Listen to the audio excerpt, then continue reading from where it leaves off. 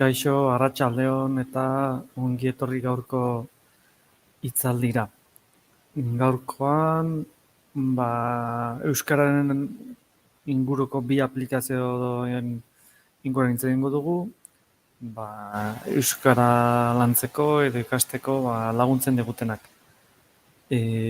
Betiko moduan, kezkaren bateo izan ezkero, komentarioan atalean idatzi eta aldugun hitzaldia aurrera doan enean, behiratzen jango naiz, eta bestela amaieran berriro behiratuko dut, eta zuen kezkak edo galderak erantzuten saiatuko naiz, bale? Bueno, kultura orokorra eta hiztegi euskaraz ikasi daitezke modu dibertigarrian eta gainera konturatu gabe. Jokatzuz gero, errazagoa da. Azkenean, edozer gauza ikasteko ikasten den modua ere garrantzitsua da ikasten duen pertsonarentzat errexagoa edo pixkat astunagoa iruditu ahal izateko, ezta? Kasu honetan ikusiko dugu euskara nola ikasi, nola landu, modu erakargarri batean, joku batzuen bitartez. Eta joko horiek zeintzuk dira, egunean behin izeneko joku bat, eta bestea xerka izeneko jokoarekin. Mota ezberdinetako jokoak izango dira, baina, bai bestea, biak erauri daitezke, egunean behin izeneko aplikazioarekin edo jokoarekin hasiko gara, trivial estiloko aplikazio bat izangoa, galdera batzuk, eta gero aukera ezberdinak aukeratzeko, erantzun moduan. Egunean partida bakarra, gero astelehenetik igandera nolabait egin beharrekoa, eta astero sari ezberdin bat.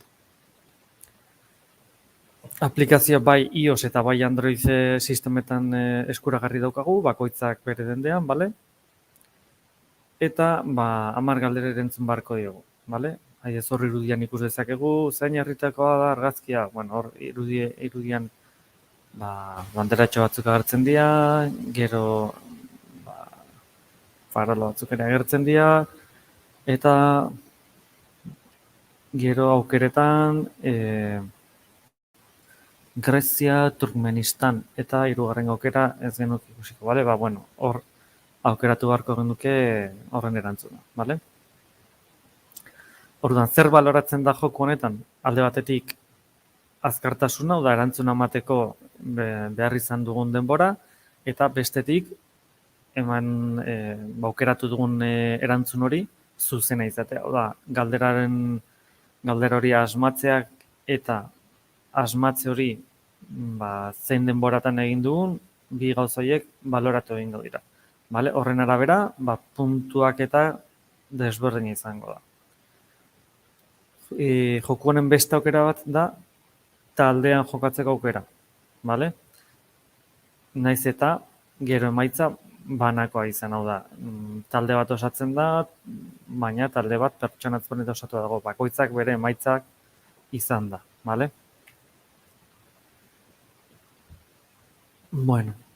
Egunean behin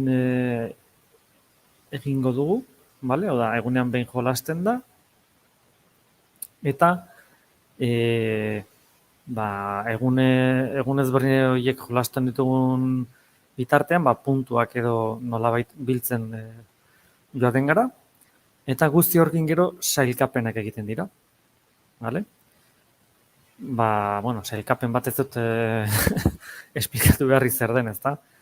Sailkapenak osatuko dira pertsonakoitzak sortzen edo lortzen dituen puntu horiekin, Gero taldeak ere sortu daitezke, lagunekin adidez taldeak osatu ditzazkegu, eta talde horretan zeinek lortzen duen puntuak eta hobeak, eta azkenean hau joku bada. Gero, partidak eta profilak, Hemen irudien ikusten zaigu dauzkagun atalak. Hasi edo hasierako menu nagusia, gero sailkapena, sailkapena nola doan ikusteko, gero taldearen informazio ikusteko, partidak egin ditugun partiden informazio ikusteko, eta profilak gu pertsona bezala gure informazioa ikusteko, bale? Orduan, sailkapenean zer ikus dezakegu? Bueno, ikus dezakegu sailkapena astean, bale? Hau da, ez sailkapen orokorra, baizik astekoa bakarrik, eta gero denboraldikoa. Azkenen hau, futbol liga bezala, ezta? Denboraldia, eta denboraldia bukatzen denean beste denboraldi bat, bale? Eta gero, sarien ere atal bat izango dugu, eta laguntzaiena, bale? Baina, bueno, azken hemen interesetzen zegoen izango litzateke, sailkapen bezala, astekoa, bale? Nola doan astean zehar, nola doan puntuak eta, zeinek lortzen dituen puntu gehiago, eta gero denboraldikoa, bale? Hau da, zein den gure sailkapena denboraldian zehar. Ez bakarrik aste honetan, baizik eta denboraldian zehar. Guzti honekin, bale? Bueno, taldeak lehen esan dugu taldeak osatu daitezkela, talde bat baino gehiago izan dezakegu, eta nolabait lortzen dugun emaitza, taldeak ere lortzen du emaitza hori, bale? Eta gero, talde batean sartzeko giltza erabiliz, bale? Taldean sortzeko, giltza beharko nuke, eta talde berri bat sortu eta esteka bidali hori egiteko aukera ere badaukago. Hau da, talde bat berri sortu, talde bakoitzak bere esteka dauka, eta hori beste pertsona bati bidaltzeko aukera izango nuke, beste pertsona horrek gero taldean sartu alitzateko. Vale? Azkenen gauza hauek taldekoak eta beste aplikazio askotan bezala funtzionatzen du, ez da desberdina. Vale? Bueno, egunan behineko partida hauek, bale?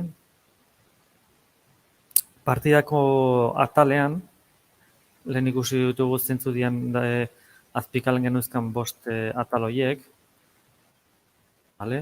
Hasi, sailkapena, taldeak, partidak, bale? Kasu honetan, partidak atalean, asteko emaitza ikus dezakegu, gero asmatzea eta denborak, hau da, zenbat asmatu ditugun partidu bakoitzak, lehen esan dugun bezala, 10 galdera dauzka, bale? Egunean partida bat jolastuko dugu, eta lehen esan dugun bezala, alde batetik puntuatzen dena edo baloratzen dena, da 10 galdera horietatik zenbat asmatzen ditugun, eta galdera horiek erantzuteko zenbat denbora behar izan dugun. Vale? Beraz, hemen irudien ikus dezakezu, adibidez, igandean, 60,87 da puntuaketa, vale? Eta gero borobil berde batean ikus dezakegu 8 hamartik, hau da, 8 galdera asmatu ditugu 10 galdera horietatik, eta minutu eta erdi behar izan dugu galdera horiek erantzuteko. Vale? Horrela, egun bakoitzarekin, ikus dezakegu asteko emaitzak, vale? Eta erantzun zuzenetarako sarbidea. Bueno, emaitzen zuzenen hori ikusteko sarbidea. Vale? Eskubiko 2 irudi hauetatik eskubikoan ikus dezakezue, lehenengo galderan, Google Mapsen, eta hor esteka sartu izateko, vale? Hor esteka ez botoia, klikatu zapaldu eta sartzeko edo bertara bialtzeko, hurrengoan Wikipediara, eta horrela galdera asmatutako galdera bakoitzarekin. Vale? Bakarrik asmatutako galderekin. Eta gero egunean behin, finala zuzenean, vale? ETE batean eta gero mugikorrean. ETE bat telebistako kanala da, vale? Euskarazko kanala. 30.000 pertsonen inguru zuzenean jolasten azkenen, gauz bat eta beste batzuen artean. Eta gero, parte hartzaile honenek ETB-en hartuko dute finalean. Vale? Eta zuzeneko sariak izango dituzte. Oraingoz, 10. denboraldian dago, vale? Eta ez barkatu, 9. denboraldian gaude, eta irailean 10. denboraldia hasiko litzateke, vale? Hau da, udan udararen bueltan. A ber... Vale, kezkarik edo ez dezu idatzi. Vale. Bueno, azkenean, hau nolabait hizkuntza lantzeko, ez hizkuntza ikasteko, baino gehiago lantzeko, bale? Eta jokoaren bitartez, pixkat dinamikoa izaten saiatzea da gauza. Kasu honetan bi aplikazio begiratzen gaude, baina bai hizkuntza hau edo beste hizkuntza baterako aplikazio asko dauzkagu eskuragarri, bale? Gauza da aplikazioak bilatu, ezagutzea, gero noizean beti ateratzen da aplikazio berriren bat, bale? Beraz, kasu honetan bi aipatuko ditugu, baina gehiago ere badaude. Bueno, kasu honetan BerbaShark aplikazioa aipatuko dugu. Hemen azkenean hitzak sortzea da helburua, bale? Euskarazko hitzak osatzea izango da helburu hori. Eta, mugikorretarako egokitutako online joko bat da, bale? Egunero 7 letra izango ditugu, eta helburu izango da 7 letra haiekin hitz ezberdinak sortzea, bale? Ez bakarrik bat, baizik eta ahal ditugun gehienak. Adibidez, hemen arauak ikusiko ditugu lehenengo, letrak errepika daitezke, egunero 7 letra daude, derrigorrezkoa da letra zentrala erabiltzea eta singularrean bakarrik. Hau da, irudian ikusten dugu 7 letrak, 7 letra horietatik 6 poligono berde horien barruan daude, eta 7garrena poligono gorri baten barruan, bale? Erdialdeko poligono hori. Gorriz dagoen, erdian dagoen letra hori derrigorrezkoa da erabiltzea, bale? Hori bai edo bai. Eta besteak aukeran. Eta 7 hitz horiekin, hitz horiekin ez barkatu, 7 letra horiekin hitz ezberdinak sortuko ditugu, bale? Kasu honetan, 7 letra horiekin, desio, doitze, edo, ito, tieso, zotz, ote eta sesio hitzak sortu ditugu, bale? Eta gero, arauekin jarraituz, baina kasu honetan negatiboan esan dezagun, ez dira izen propioak onartzen, bale?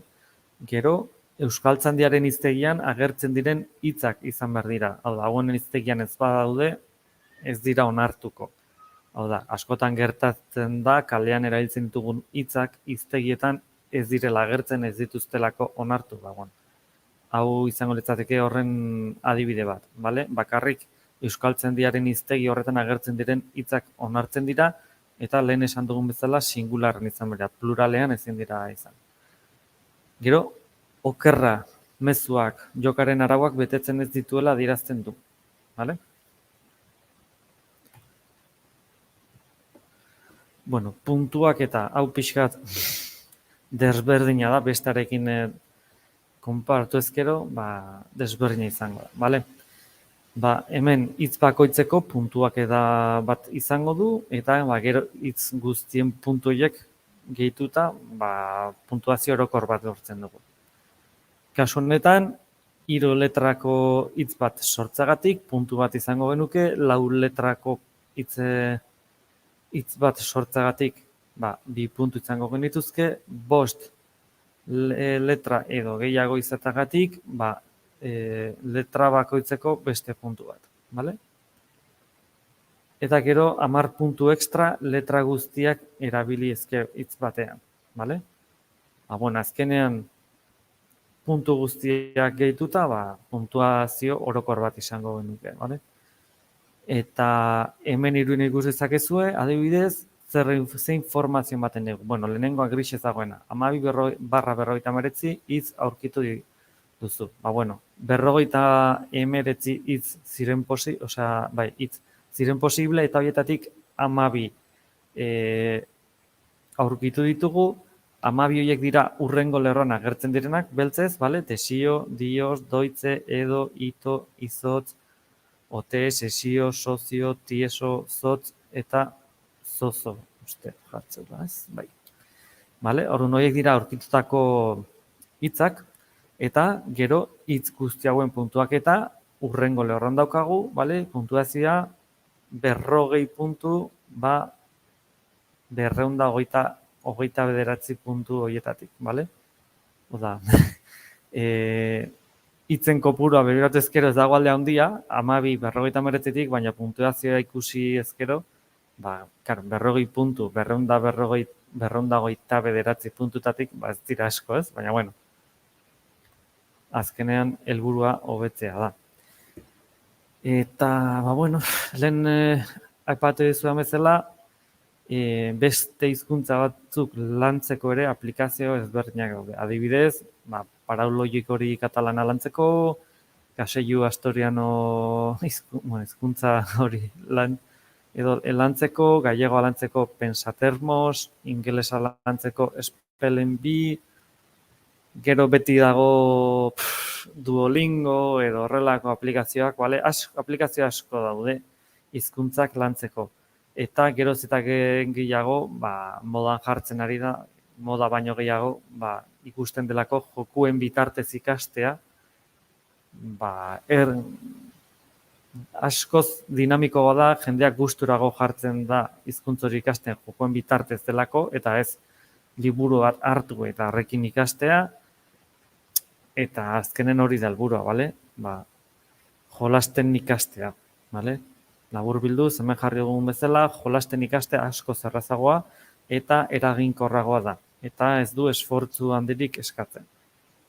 Hitz egin ditugun jokoekin, ikasteko kultura orokorra eta hiztegia euskaraz lantzen dugu, bale? Kasu honetan, bi aplikazio hauekin. Mil esker gaurkoan hemen egotagatik, ez dakit kezkarik daukazuten, ez dezu ezer idatzi, kezkaren bat edo duden bat, mendio bat nahi izan ezkero idatzi mesedez, eta erantzuten saiatuko naiz orain.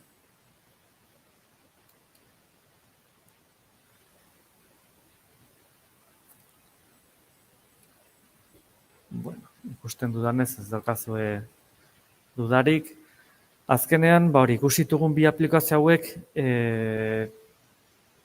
nahiko sinpleak dira, bigarrengo azkenekotik hasita, hori, da hitzak egunero hitz batzuk ematen dizkigu, letra batzuk ematen dizkigu, eta letra horien bitartez hitzak osatu behar izango ditugu.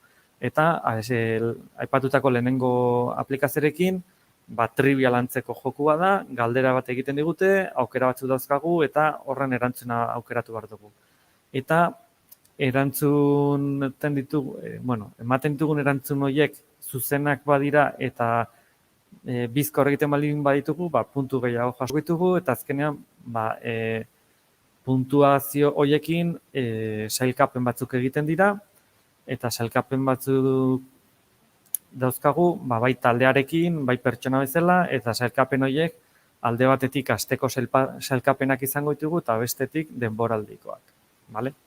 Ez daukaten misterio gehiago, kasu honetan, bi aplikazio hauek. Gero, erabiltzen dugun aplikazioaren arabera, batzuk ez dituzte puntuaketak, baina hala ere joku bezala erabiltzen dira. Hor aukeran daukagu, gauza da bilatzea eta aukeratzea.